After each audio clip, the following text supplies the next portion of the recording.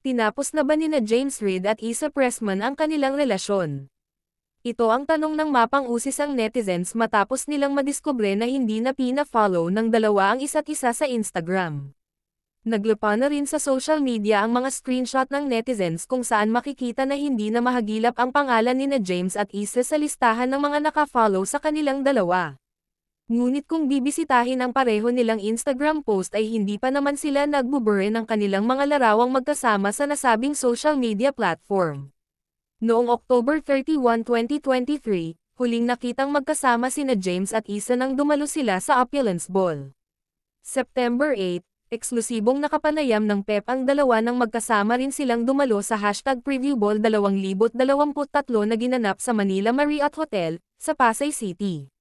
Dito ay inihayag ni James ang lubos niyang kasiyahan na sa wakas ay hindi na nila kailangang itago ng nobyang si Issa ang kanilang relasyon, matapos nila itong isa publiko noong March 17.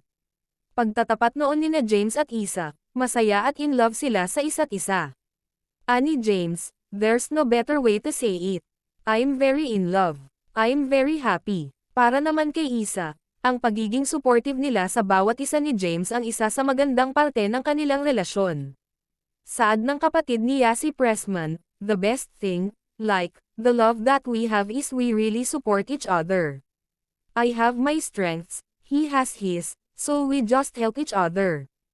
Hindi rin daw sila nahirapang gustuhin at mahalin ang isa't isa dahil nakikita raw nila ang kanilang mga sarili sa katauhan ng bawat isa, na siya ring dahilan kung bakit nag-click sila. "Definitely, I think I feel like he's like the male counterpart of me," pagmamalaki ni Issa. Agad naman itong sinang-ayunan ni James. Saad niya, "I said that in an interview earlier and was, like, that weird to say.